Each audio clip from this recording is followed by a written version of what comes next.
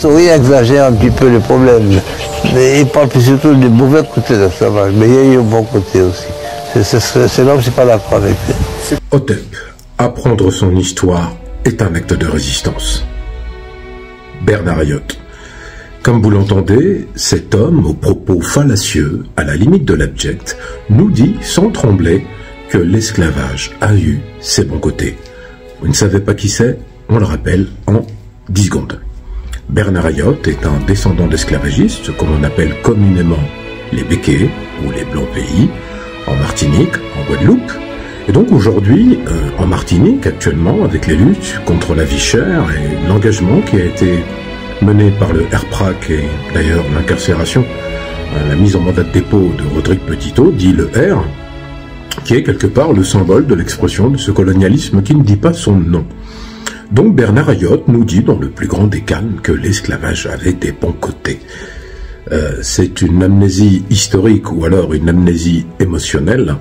Je rappelle qu'en 1848, lorsque les esclaves, entre guillemets, on a l'abolition, la France met fin à l'esclavage, mais pas au code noir, finalement, en vérité.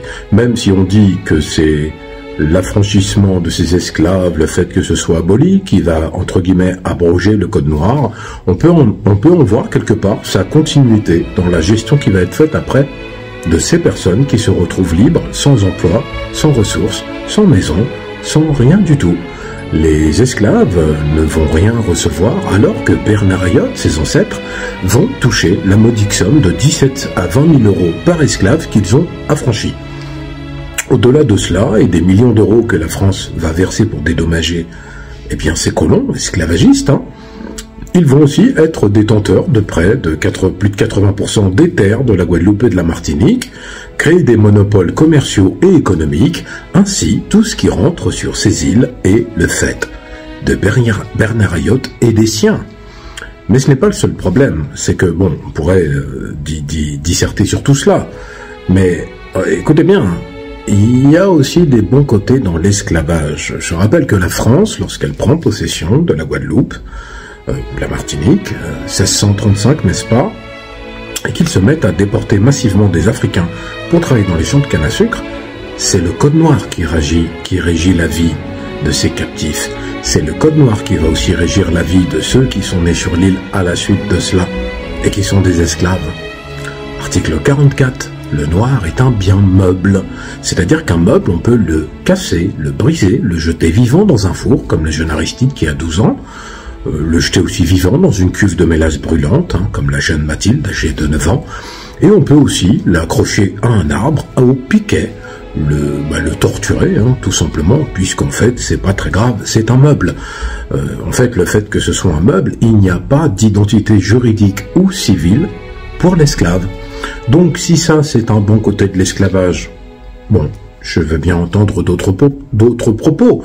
Le fait qu'ils aient été tous et toutes baptisés et contraints à suivre des messes, et même à lire une Bible, la Bible des esclaves, n'est-ce pas, et qu'ils doivent être de bons esclaves pour servir de maître, même lorsque le maître est virulent et même cruel. C'est pas moi qui le dis, c'est la Bible.